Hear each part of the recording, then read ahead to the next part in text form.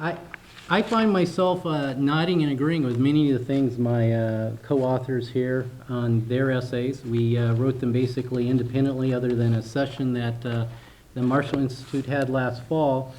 What I'm going to talk about is a capability which lines up with what Jim talked about. I'm very supportive of what Bill talked about, technology. But what I really find myself is saying here to what Scott talked about, which was geopolitical and strategic interests, tying it to national security geopolitical interests. And I've talked about this a number of times, and I actually think Maslow has a very good frame of reference for this, and Maslow's hierarchy of need, and that people will be motivated first by going to their security interests, and particularly when things get tight. So I find myself in total concurrence with Scott's argument, and hope to touch on that a little bit. I'd like to add a little more context. That's something very topical, and it goes to the security issue in tight times, and Bill brought up the budget. We just passed a budget, I believe, this week in the U.S. Congress, and they basically, in reading the analysis, they locked in most of the sequester. And I've been talking to folks, but it looks to me, and it may come out a little different based on the assumptions that's equally spread across the different discretionary agencies. And I believe that NASA's budget with the op plan was $16.8 billion this year. If they'd gotten the full sequester, it would have been 16.1. And the analysis that I saw on the National Review from a budget expert this morning was that it's going to be about 70% of the sequester is still going to hit. So we're looking at a budget of around 16.3 to 16.4 NASA, if those assumptions and analysis are correct. Why do I bring this up? A few years ago, the Augustine Committee did an analysis with a lot of NASA support that said we basically, under the existing strategy, needed to get a $3 billion a year budget increase each year. And at the time, it was like $18 billion was NASA's budget. So they were talking a $21 billion a year budget, which would have been on the rollout 22 or 23 by now. So we're going to be at 16. And I think part of the reason that the Marshall Institute and Eric set this up is what we're doing isn't working. We kind of have a hope is a strategy approach to this, that someday we'll get a $5 or $10 billion increase to NASA's budget, and I think we're all struggling with this. So what I hope to offer is a new strategy that helps those who want to go to Mars, those who want to expand human civilization space, those who want to go to the asteroids, and those who want to go to the moon and think that's the next thing. Can solve all of those, as well as solving national security problems. So my chapter is about, I think cheap access to space is the most critical national and economic security goal for our nation in the coming decades. And I lay out an argument for that.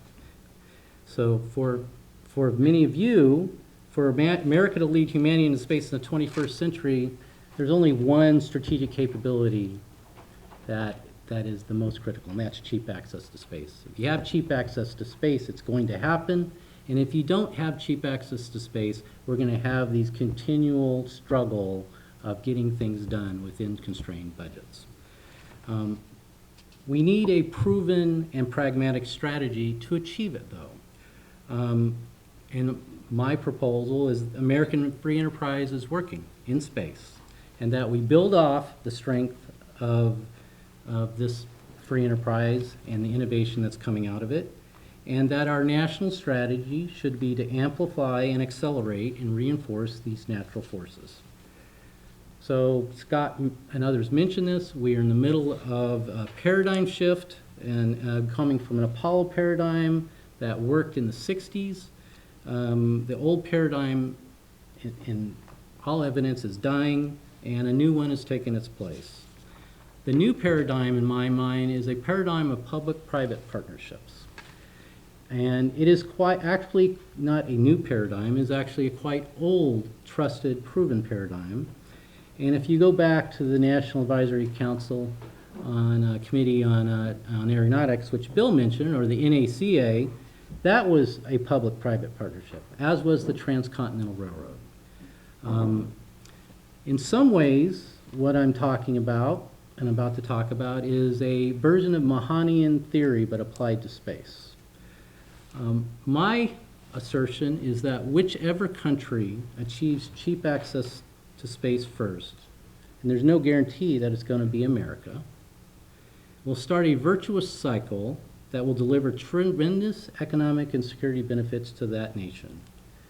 Using that ability, they will capture many of the new emerging capabilities of markets and value from opening up space at much lower cost, which will drive higher flight rates, which will drive even lower cost access to space and accrue the benefits to that nation. Thus, cheap access starts a virtuous cycle. So cheap access is the connection between space commerce and space power. Cheap access, for those who care, is the fundamental requirement for expanding human civilization across the solar system, and cheap access is critical to national security. Now, I touch in great detail on some of the national security benefits of this in my chapter, but let me touch off something that Scott implied, which is basically, in this current world national security structure, our soft underbelly is space and cyber, as Scott mentioned. And that if you were looking at thinking you were going to take on America sometime, you'd be thinking about how you could take out our dependencies. We are completely dependent in many ways on assets in orbit. China demonstrated the ability to knock out something in low Earth orbit in 2007. There's clear ways to knock out things in geo that they could do. So if you don't even have to know what they're doing, and we do know some of them, but you can figure this out for yourself. The way to take on America is asymmetrically. So what do you do about that, since we are very vulnerable and our assets are very, very vulnerable in orbit? So my proposal, and it's not actually my proposal, it's the proposal of the National Security Commission on Space in 2001, which at the time was a bipartisan commission set up by the Clinton administration, but it was co-chaired by Donald Rumsfeld. And they basically said you need cheap access.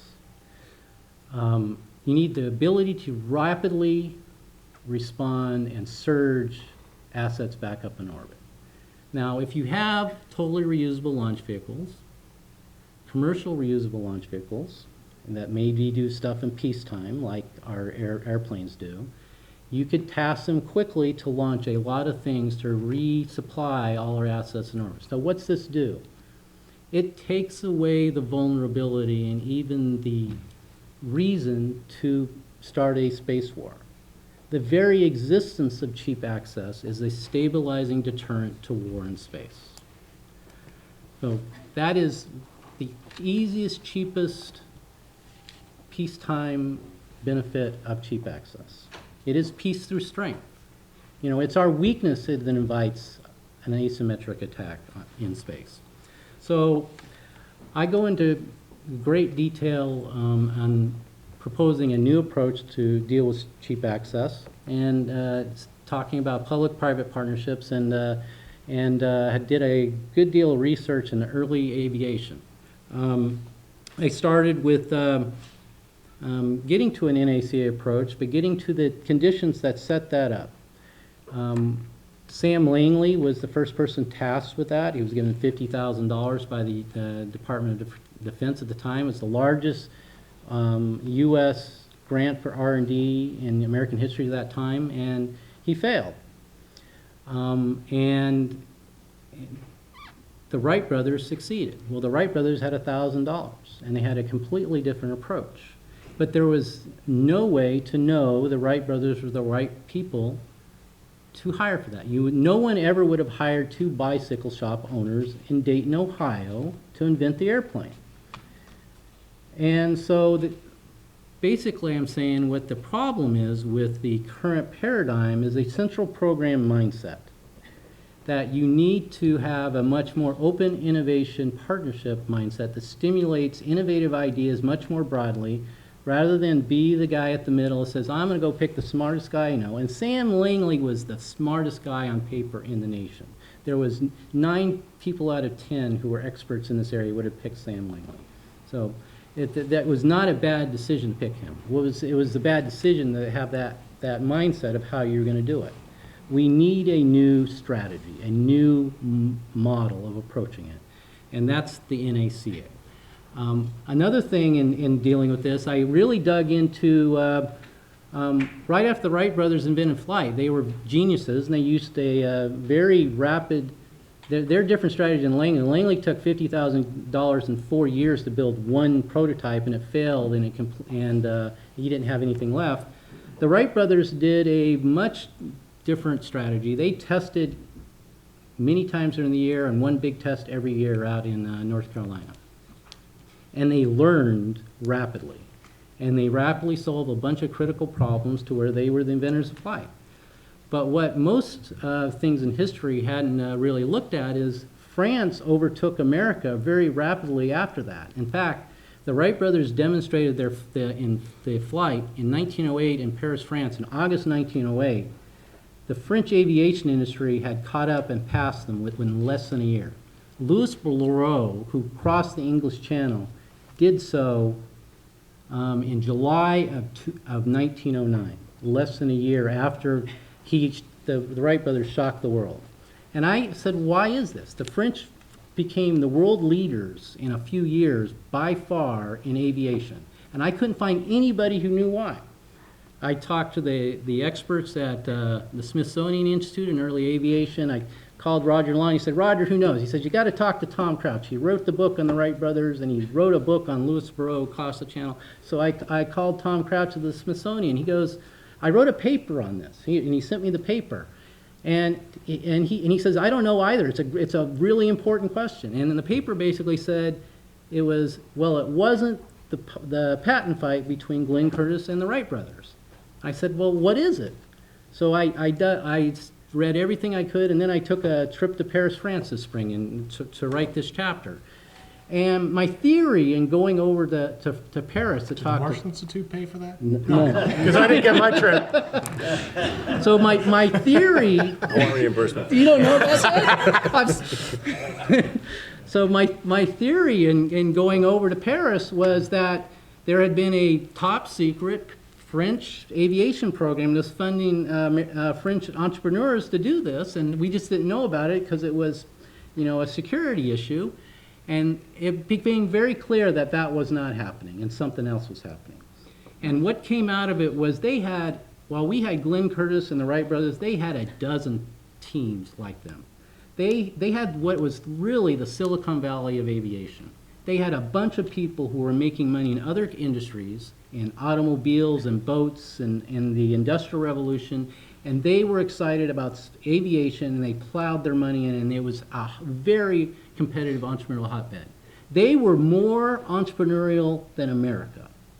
That's why they passed us. They had a dozen teams doing this. Louis Blériot made his money, the guy who crossed the English Channel, building headlamps and accessories for automobiles, and made his fortune on that. And in 2005, he funded the first company 1905, the first company solely dedicated to building and flying airplanes. And he built 2 prototypes a year, completely different, flew them that year, and then built a different one the next year.